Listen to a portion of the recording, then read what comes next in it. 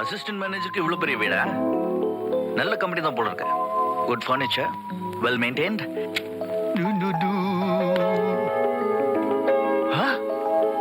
இப்படி ஒரு பெட்ரூமா?